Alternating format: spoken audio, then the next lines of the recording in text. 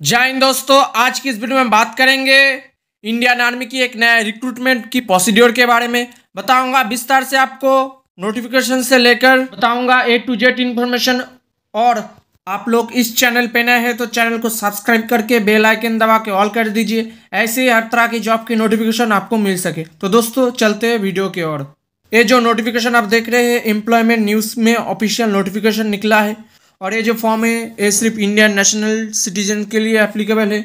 इसके जो पोस्ट है LDC storekeeper 3, civilian trade instructor, cook, MTS watchman, MTS gardener, MTS सफाई वाला, लश्कर, वॉशरमैन, बर्बर के लिए आपको टोटल सीट यहाँ पर आपको विस्तार से मिल जाएगा। तो LDC के लिए आपको जनरल में 4 सीट और इसके जो एज लिमिट है वो 18 से 25 तक आपको है। और इसके लिए आपको 10+2 यानी 12 में आपको पास होना चाहिए। और इसके लिए आपको इंग्लिश में अगर आप टाइप करोगे तो आपको 30 वर्ड पर मिनट और हिंदी में अगर आप टाइप करोगे तो 30 वर्ड पर मिनट आपको स्किल आपके अंदर होना चाहिए। स्टोर कीपर 3 के लिए बात करें तो इस पर आपको टोटल 3 सीट मिल जाता है, जो जनरल में 1 और OBC के लिए 2 सीट है। इसके लिए भी एज लिमिट 18 से 25 तक है और इसके लिए भी आपको हायर सेकेंडरी यानी 12 पास होना चाहिए। और इसके लिए आपको मिनिमम 1 ईयर एक्सपीरियंस होना चाहिए सिमिलर वर्क में और knowledge of computer in MS word यानी आपको कंप्यूटर में MS वर्ड में आपको नॉलेज होना चाहिए। Certificate course in store keeper store manager में आपको क्षमता होना चाहिए। सिविल ट्रेड इंस्ट्रक्टर की बात करें तो इसके लिए आपको टोटल 3 सीट है, जिसमें आपको OBC में 1, ST में 1 और EWS में आपको 1 सीट है। PWD के लिए 1 सीट है आपको, इसमें भी आपको 18 से 25 तक एज लिमिट रखा गया है। इसके लिए आपको मैट्रिकुलेशन पास यानी 10 पास होना चाहिए और इसके लिए आपको national certificate of trade vocational training in the concentrate trade में पास होना चाहिए। Should be adequate skill and knowledge the important training to recruits यानी इसके लिए आपको इस ट्रेड के लिए नॉलेज होना चाहिए। कुक की बात करें तो इसमें आपको टोटल 19 सीट है, जिसमें आपको जनरल में 10 सीट है और OBC में 5, SC में 1, ST में 1 और EWS के लिए 2 सीट रखा गया है। PWD के लिए 1 सीट और ESM के लिए 2 सीट टोटल आपको यहाँ पर विस्तार से देखने को मिल जाएगा। इसके लिए भी एज लिमिट 18 से 25 तक है और इसके लिए आपको मैट्रिकुलेशन पास यानी 10 पास होना चाहिए और मास्ट have knowledge the Indian cooking and proficiency in trade यानी आपको इंडियन कुकिंग में आपको क्षमता होना चाहिए और इस ट्रेड के लिए अप्लाई करने के लिए। MTS की बात करें यहाँ पर आपको टोटल 5 सीट है, जो जनरल में 3, ST में 1 सीट और EWS के लिए 1 सीट रखा गया है। इसके लिए भी एज लिमिट 18 से 25 तक है, जिसके लिए मैट्रिकुलेशन पास होना चाहिए और इसके लिए आपको इस ट्रेड में 1 ईयर का एक्सपीरियंस होना चाहिए। MTS गार्डनर की बात करें टोटल आपको यहाँ पर आपको 5 सीट है, जो जनरल में 4 सीट और EWS के लिए 1 सीट, PWD के लिए 1 सीट और ESM के लिए 2 सीट रखा गया है। इसके लिए भी एज लिमिट 18 से 25 तक है, मैट्रिकुलेशन पास होना चाहिए और इसके लिए भी आपको 1 ईयर एक्सपीरियंस होना चाहिए। सफाई वाला की बात करें इसमें आपको 4 सीट है, 3 सीट जनरल के लिए, SC के लिए आपको 1 सीट देखने को मिल जाएगा। ESM के लिए बात करें तो आपको 1 सीट है, इसके लिए भी 18 से 25 तक एज आपको मिल जाएगा। इसेंशियल की बात करें तो यहाँ पर आपको मैट्रिकुलेशन पास होना चाहिए और इसके लिए भी आपको 1 ईयर एक्सपीरियंस होना चाहिए। लश्कर की बात करें यहाँ पर आपको 2 सीट है, PWD के लिए 2 सीट रखा गया है, इसके भी लिए एज लिमिट सेम रखा गया है। मैट्रिकुलेशन पास होना चाहिए और 1 ईयर एक्सपीरियंस इस ट्रेड में आपको होना चाहिए इस फॉर्म ट्रेड के लिए अप्लाई करने के लिए। वॉशरमैन की बात करें यहाँ पर आपको 3 सीट है, 18 से 25 एज तक आपको फॉर्म फिलअप है, अगर है आप फॉर्म फिलअप कर सकते हैं। मैट्रिकुलेशन पास होना चाहिए और आपको मिलिट्री और सिविलियन क्लॉथ में थ्रू आपको एबल यानी क्षमता होना चाहिए। बर्बर की बात करें इसमें आपको 4 सीट है, जिसमें आपको जनरल में 2 सीट, SC में 1 और ST में 1 सीट है।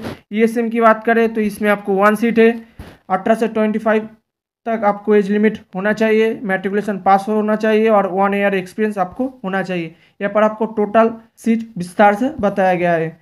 उसके बाद आपको documents and photograph required to company the application यानी जो डॉक्यूमेंट्स आपको यहाँ पर लगेगा यहाँ पर विस्तार से बताया गया है। मैट्रिकुलेशन पास यानी 10 पास सर्टिफिकेट होना चाहिए फॉर ऑल पोस्ट के लिए।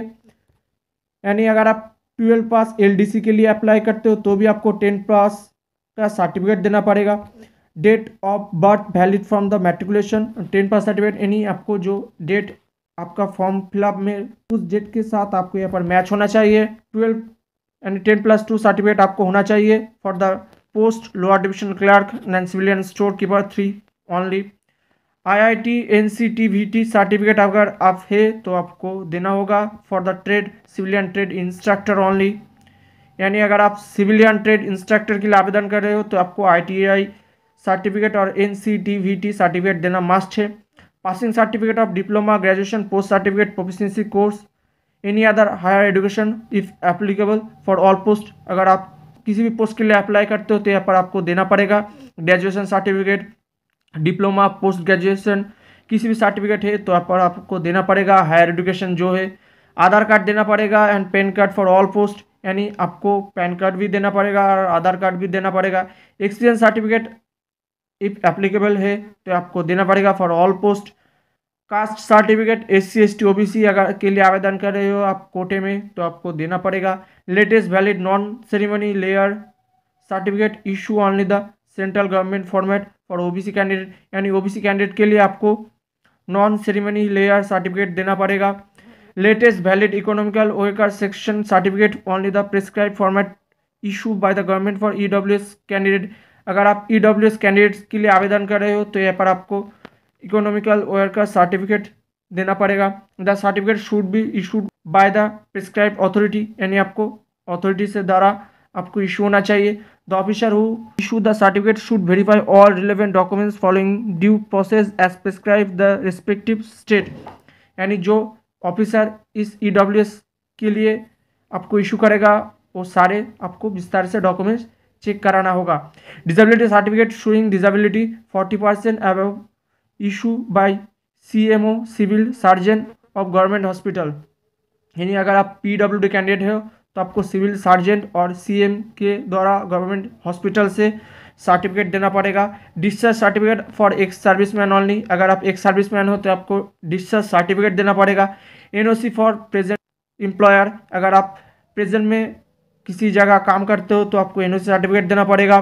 डेथ सर्टिफिकेट फॉर हस्बैंड और diverse certificate issue by the competent authority and self declare of not remarried, यानी अगर आप डाइवोर्स से और आपका हस्बैंड डेथ हो गया तो उसका सर्टिफिकेट आपको देना पड़ेगा। Two self address envelope FX with 22 postal stamp on each, यानी आपको बड़ा खाम के अंदर आपको 2 छोटा खाम देना पड़ेगा, उसके अंदर आपको 22 का पोस्टल स्टैम्प देना पड़ेगा। जब मैं फॉर्म फिलअप बताऊंगा तो आपको सारे विस्तार से बताऊंगा।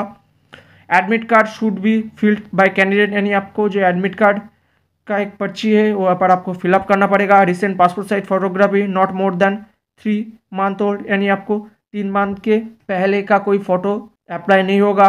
इस be pasted on the space mark in application form Annexes A and admit card Annexes B, यानी आपको 2 फोटो देना पड़ेगा। Beside 2 additional photography the will be self attested और नियर ब्लैंक साइड और the enclose separately with the application, आपको 2 photo देना पड़ेगा form के अटैच के साथ।